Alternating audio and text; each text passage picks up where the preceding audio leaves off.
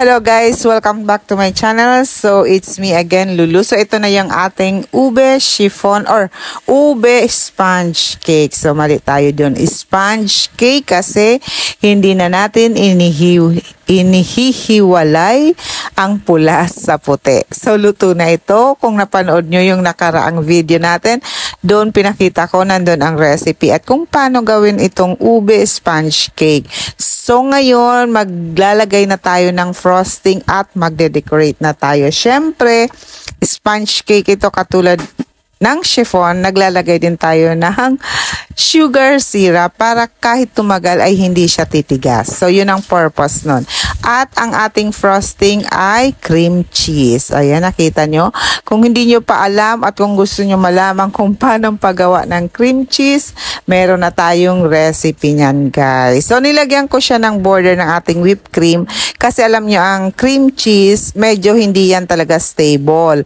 Yan ang totoong cream cheese. So, lagyan natin ng border para hindi lumabas yung frosting natin. And then, nakita nyo naman ang ating ube sponge cake. Sobrang ubeng-ube. Ang ginamit lang natin dyan ay Flavorade. O, diba? So, lagyan ulit natin ng sugar syrup. At again, lagyan natin ng border. At ang ating filling na cream cheese frosting. Bagay na bagay po ito sa ating ube cake. Yes. Pwede naman yung ube na flavor o kaya yung halaya. Since wala nga tayong halaya, di gawin natin cream cheese frosting.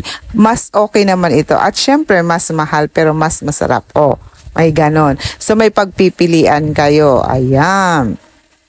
So, ito na nga, bakit nga ba natin ito ginawa? So, ano nga natin dyan para iba naman at para nga dun sa mga nahihirapan na gumawa ng chiffon kasi ang iba pumapalpak daw ang chiffon nila kasi bumabagsak kasi nga yung paghalo ng mirang at saka nung butter. Usually kasi pag hindi mo pa master yung paghalo nun, doon talaga nag-fail. So, kailangan i-master natin yung cut and fold at kung hindi mo din maira-rice ang mirang ng tama, ay hindi rin talaga uubra ang ating chiffon. So, pero practice makes it perfect anyway. So, madali lang naman. Pa-practicein lang. Kahit ano bagay naman, pag pinactice natin, ay matututunan din natin. So, katulad nga nitong sponge cake.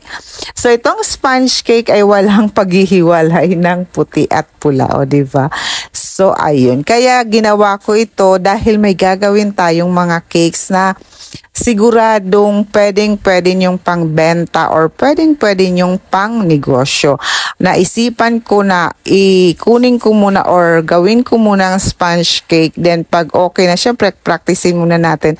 Then magja-jump in na tayo na gumawa ng 6 na flavors. Kaya gagawa tayo ng 6 flavors cake in 1. So, bali, 6 na flavors ng cake, pero isa lang yan. Tapos, ipangbenta natin. So, magandang idea yan, diba? So, kaya panoorin nyo to kasi i-perfect nyo ang sponge cake kasi doon magsisimula lahat ng bawat flavor. Except for the chocolate cake. Siyempre, alam na natin yan. Hindi mawawala sa 6 flavors ang chocolate cake. So, gagawin natin yan. Hopefully, magawa natin agad at ayun nga, pwedeng pangbenta or pang negosyo or kaya pang regalo natin. So, ayun, nalagyan na natin ng ating frosting, ang ating ube.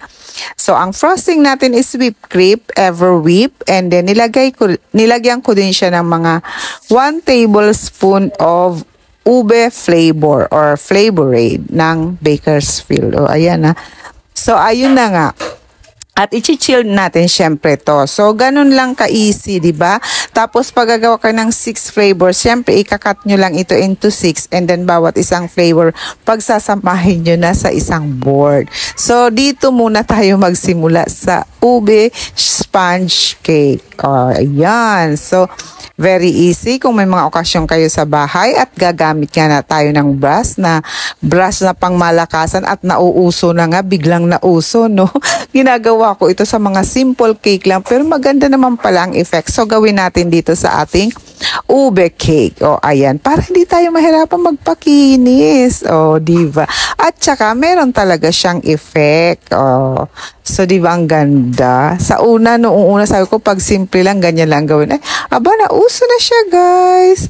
So, eto na, ready na. At maglagay lang tayo ng konting frosting. Ayan. So, ever whip nga ang ginawa ko. Syempre, nilagyan ko rin siya ng powdered sugar. O, ayan. So, yun lang. Ganyan lang kadali ang ating cake for today.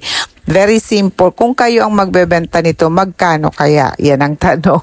Magkano kaya ninyo kaya itong ibenta? Kasi nakikita ko ngayon sa mga Goldie na yung maliit nilang cake ay mahal na talaga. Yung kanilang mga cake na less than 500 ay ang liit-liit na.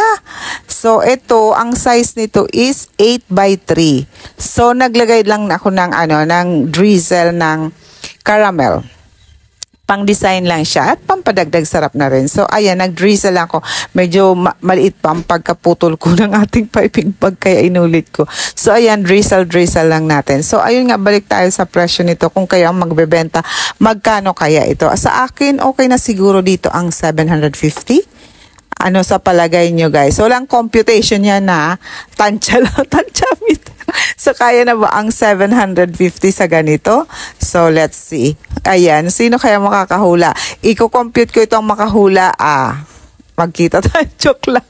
So, ayan na nga.